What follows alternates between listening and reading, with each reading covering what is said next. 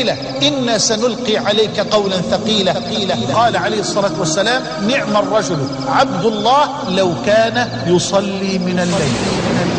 أنت أخي الحبيب نعم الرجل لو كنت تصلي من الليل. وأنت أختي الفاضلة نعم الأخت ونعم المسلمة ونعم المؤمنة إن كنت تصلين بالليل، وإلا فلا.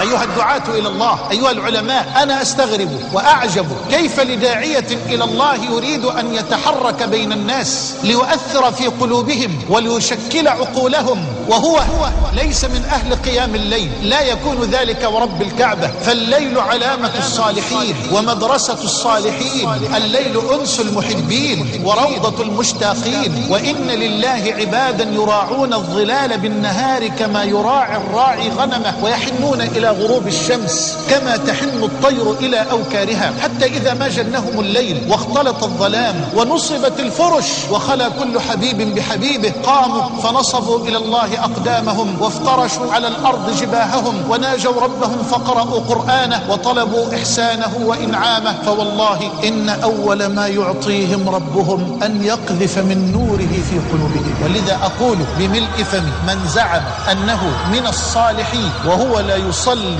من الليل فليعلم أنه أحد الكذابين. ده كلام شديد قوي، كلام شديد، ما تعودناش منك اللهجة دي يا مولانا. لا، هذا هو الحق، هذا هو الصدق. جبت الكلام ده منين؟ إنه كلام سيد الصالحين، إنه كلام سيد المؤمنين، إنه كلام سيد المرسلين، إنه كلام إمام المتقين وقدوة المحققين صلى الله عليه وآله وسلم. قال صلى الله عليه وسلم عليكم بقيام الليل فإنه دأب الصالحين قبلكم وقربة إلى ربكم ومكفرة للسيئات ومنهاة عن الإثم ومطردة للداء عن الجسد. لا لا لا لا، اسمع الكلام ده تاني، اسمع الكلام الغالي تاني من النبي صلى الله عليه وسلم. عليكم بقيام الليل فإنه دأب الصالحين قبلكم. إذن هذه علامة الصالحين، هذه سيمة الصالحين، قيام الليل. قيام الليل.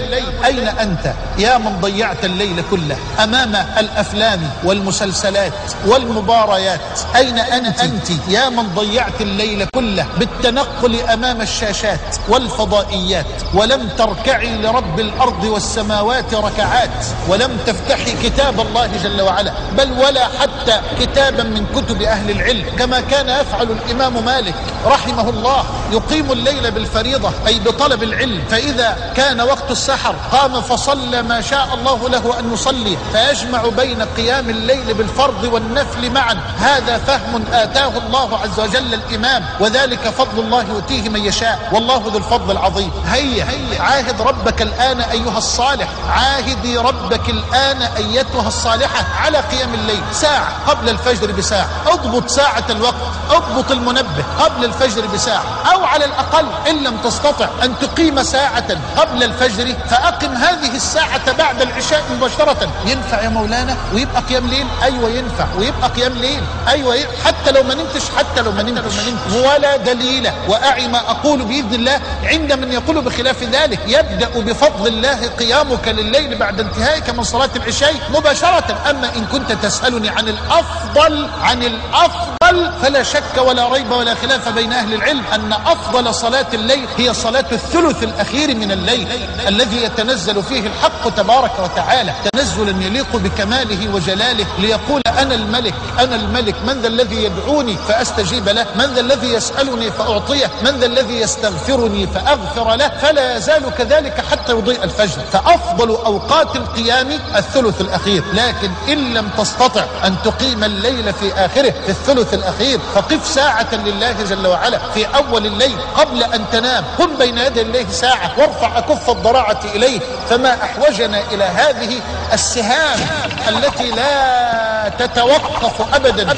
أقصد سهام الليل، أقصد الدعاء. وإذا سألك عبادي عني فإني قريب أجيب دعوة الداعي إذا دعان فليستجيبوا لي وليؤمنوا بي لعلهم يرشدون. كان أبو بكر الصديق رضي الله عنه يقيم الليل أول الليل، وكان عمر بن الخطاب يؤخر القيامة لآخر الليل. فقال النبي صلى الله عليه وسلم للصديق أخذت بالحيطة، وقال لعمر أخذت بالعزم أو بالعزيمة. وأقر النبي الرجلين الجليلين الكريمين، أقر الصديق أقيط على قيامه في أول الليل، وأقر عمر على قيامه في آخر الليل، وذلك فضل الله يؤتيه من يشاء، والله ذو الفضل العظيم. واعلم أن العبد إنما يقطع منازل السير إلى الله تعالى بقلبه وهمته لا ببدنه. فأنا أذكر نفسي وإخواني من العلماء والدعاة بأنه يجب أن يكون لنا وقت بالليل مع ربنا سبحانه وتعالى، ونسأل الله جل وعلا أن يرزقنا وإياكم الإخلاص والقبول، وأن يجعلنا وإياكم من الصادقين.